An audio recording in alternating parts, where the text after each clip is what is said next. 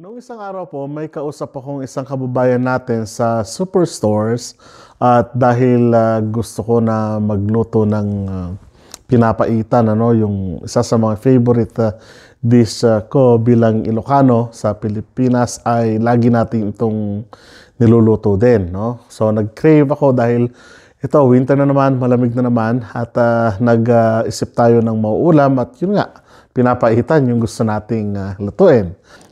Para sa mga kababayan natin mga Ilocano, kumusta po kayo? Kumusta kayo amin? Apo.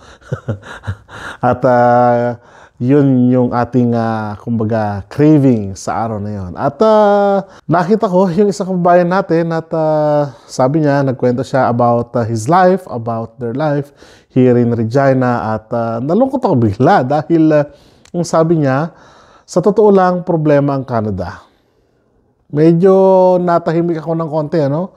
Pero by the way, ang vlog na ito ay patungkol po sa kaisipan natin kung ano ang Canada as a general sa perception ng ibang tao, no? So, yun natin pag-uusapan ngayon. So, yun nga, sabi niya, sa totoo lang, Brad, problema ko talaga ang Canada kasi compare niya na yung buhay niya dati sa Pilipinas, dito, ganito, ginagawa niya lahat. Something na hindi niya naman dati ginagawa. So, yun yung kanyang makaisipan.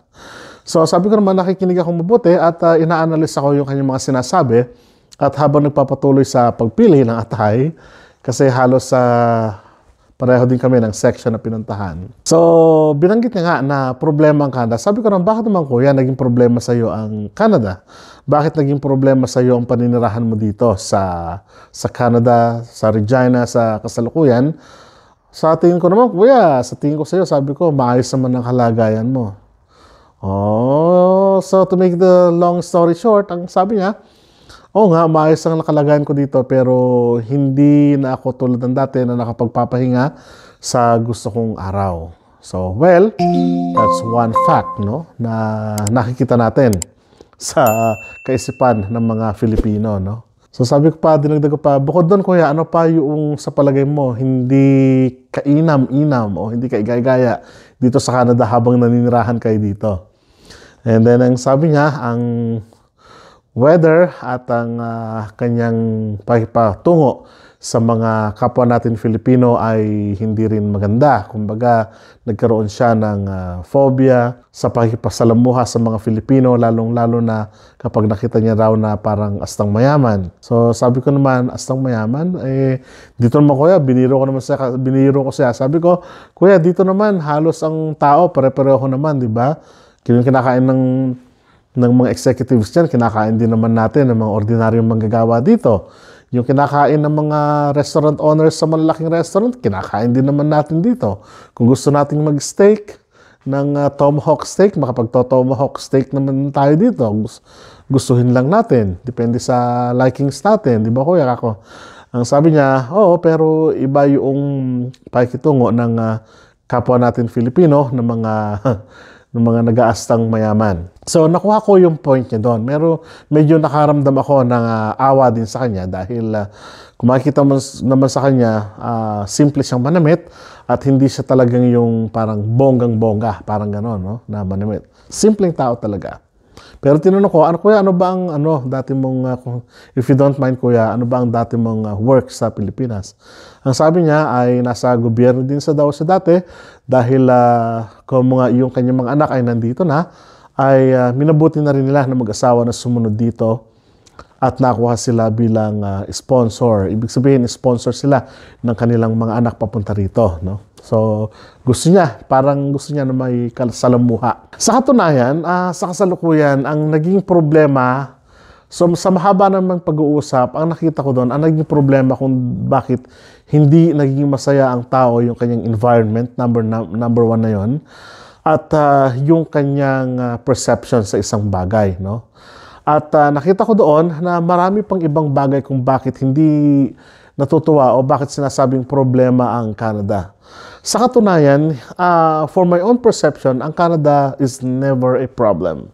Hindi naging problema ang Canada sa immigration na aspeto nito, lalong-lalo sa atin ng mga immigrant na nandito sa Canada.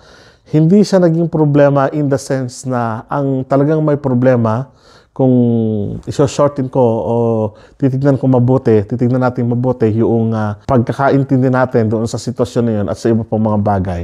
Kasi marami rin nagsasabi na, ang Canada, ganito. Yung nga, alilayan ka lang, ganito, sa mga nakakaraang vlog natin. Sa katunayan, hindi ko tinitignan ang Canada bilang isang problema, bagkus isang blessing. Bakit po? Ang katunayan yan, attitude ng tao ang naging problema, no? Yung attitude ng tao ang naging problema towards doon sa environment niya, no?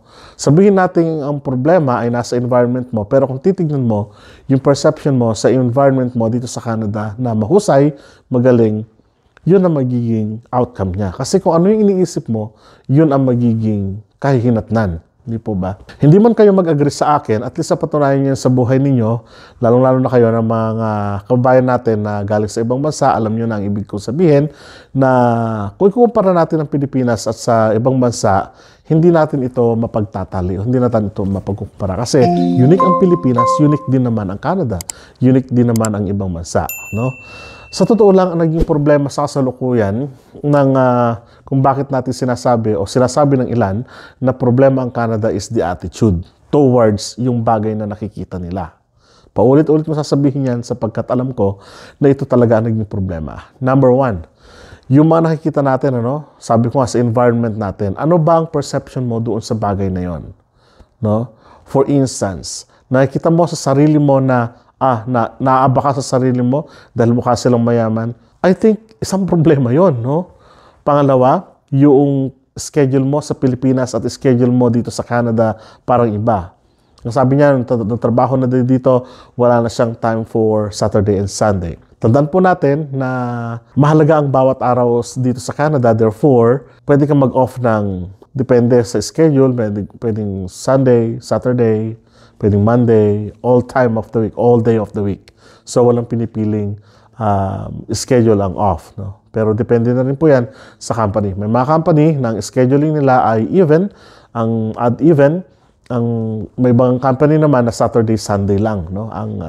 Ang off. So, hindi natin pwedeng pagkumparahin yon sapagkat iba ang needs ng Canada at iba ang needs ng Pilipinas.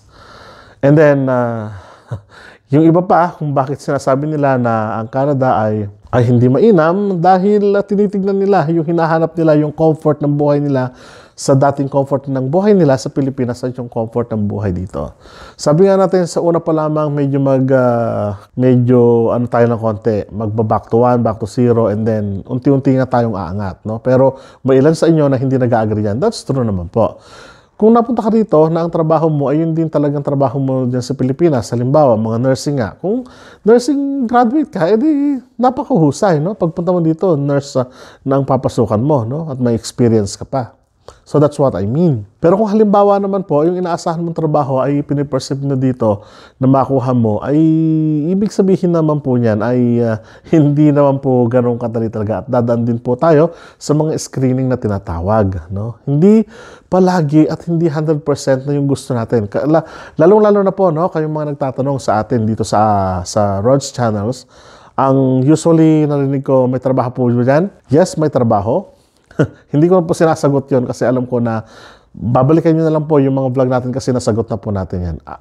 Ako po ay accountant. Mapupunta po ba ako na accountant? Ang sagot po dyan, hindi ko alam. Then, doon napapasok yung attitude ng bawat Filipino, ng mga Filipino na wag kasi nating hanapin yung comfort agad, no? Bakit ba nung nasa Pilipinas tayo, nung nagsimula tayo mag-aral, komportable ba tayo agad? Nung nakagraduate na ba tayo, agad-agad ba? Nung kinabukasan, nakahanap ba tayo? Hindi ba nag-screening muna tayo? Hindi ba nag-apply muna tayo? Hindi ba dumaan tayo sa mga ganong proseso? Ganon din po dito, no? Kaya huwag nating hanapin yung mga bagay na magpapadali sana sa atin, no? Kaya sinasabi nila, scam ang Canada. Scam ang Canada kasi hindi ito yung expectation mo. Kasi yung expectation mo, napakalaki. Kumbaga, pagdating mo dito, mafufrustrate ka na kasi hindi naman pala yun nangyayari. Halimbawa, sabi natin, may magandang bahay, may sasakyan agad, parang blah, blah, blah, comfort, agad ang iniisip, no? Yayaman ako agad sa Canada. Hindi po ganun ang Canada. Nagpunta ka rito para magtrabaho, para pagyamanan ng sarili mo. Hindi ka nagpunta dito para yumaman agad. Correct me if I'm wrong. Kasi magtatrabaho ka muna bago ka makaipon ng pera. Kahit saan naman po, hindi po ba? Kahit na magpunta ka ng US, sinasabi nyo mas maganda ang US sa Canada, so will be it. Okay lang po yun. Yun po yung kaisipan ninyo. No? Mas makakaipon ka sa US. Okay. Tama po kayo doon. Pero ito po ang sinasabi ko sa inyo na pag nagpunta po kayo kahit sa amang bansa, hindi po agad-agad comfort ang mararamdaman ninyo. No? Dadaan at dadaan pa rin po tayo sa mga training, screening, application, lahat-lahat na, interviews, and so on and so forth. No? Hindi rin tayo, kung nakahanap tayong trabaho, hindi rin agad-agad na ang mga tao dito sa Canada, ng mga immigrants na tulad natin, ng mga Filipino kababayan natin, nakuha agad nila yung gusto nilang kunin. Kasi yung iba na-frustrate kasi yung inaasahan nila na pagdating dito, yun na talaga yung aasahan nila. Wrong po yun. No? Lalawakan po natin yung kaisipan natin pagdating na po natin dito. Hindi ko mo sinabing Canada, dolyar na agad. Hindi ko mo sinabing Canada, milyon na agad pagdating sa Pilipinas. Hindi ko mo sinabing Canada, makapagpapatayo ka na ng bahay mo. Hindi ko mo sinabing Canada, makakakuha ka na ng 3 sasakyan mo. Kailangan nyo pong pagtrabahuhan yan, kailangan nyo pong pagsumikapan yan. Ano? Yan po ang ibig sabihin ng Canada. Hindi ito, pag sinabi kasi natin na scam, parang not true. No? Pero ito po ang pagpapatunay sa akin, no? Sa aming pamilya. Una-una po, hindi po talaga yung talagang nais kong trabaho ang gusto ko, pero pinagtiisan kong mabuti. No?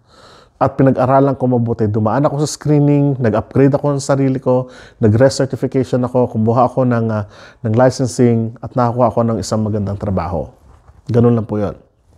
In terms of trabaho. Pero kailangan mag-sacrifice muna. No?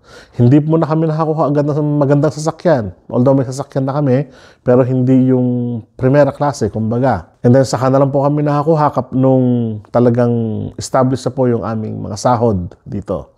Then yun, nagpalit na nga po ako ng sasakyan. Hindi pa rin po kami nakakuha ng bahay namin sarili. Bakit po? Kasi may plano pa po kami na magpagawa ng project namin sa Pilipinas. Meron pa po kaming planong yung mga lupain ng mga panahon na yon na dapat na isettle. Ganon. Hindi agad-agad. No? Kailangan unti-unti. Kaya yung mga kababayan natin na nagsasabi na ang mga taga-Canada ay na-scam o hindi naman talaga maganda ang Canada, well, nakaisipan niyo po yun. Nire-respeto po namin yan. Pero ito po yung ibig naming sabihin ng pagka-Canada ay hindi 100% agad na makukuha mo yung gusto mo. Hindi 100% agad na yung pinapangarap mong utopia ay nandun agad. Hindi 100% agad na yung plano mo at yung mga achievements mo ay makukuha mo agad. Makukuha mo ito in a staggered basis. Unless nanalo ka ng loto, unless ang sweldo mo $100 per hour. No? And then, sa sweldo naman, huwag mong asahan, huwag mong ikumpara ang US sa Canada, ang Canada sa Australia, ang Canada sa... Don't. Iba po ang sistema at pagpapasahod ng bawat bansa. Magkakaiba po yan. Ano? So sabi ko, kahit nasa ang bansa ka pa, no? Kung halimbawa ang kaisipan mo sa pagbabudget ay mainam, mapapainam. Kung hindi mainam, hindi makaiinam. Yun lang po ang ibig sabihin nun. Nasa iyo. Kaya wag niyo po akong tanongin na, Kuya Rod, okay ba ang sahod ng isang engineer? Totoo ba na $25 per hour? Sana all. O ay $30 per hour. Kasi ang sahod ko dito sa Dubai ay ganito. Huwag niyo pong ikumpara. Iba po ang pagpapasahod ng Dubai, iba ang pagpapasahod ng Canada, no? Kaya diyan po tayo natatalo kung minsan ng expectations natin. Diyan tayo totoong nai-scam. Tayo mismo ang nangi-scam sa sarili natin. Yung expectation natin, yung attitude natin towards our environment, towards dun sa lugar na pupuntahan natin, yun ang nagpapabago sa kaisipan ng tao. Are you going to take it like positively or negatively? No? Kung positively, automatic yan, no? Na magpa-prosper ka. Kung negatively, siyempre, baguhin mo yung sarili mo, no? Yung pananaw mo doon sa isang bagay, no?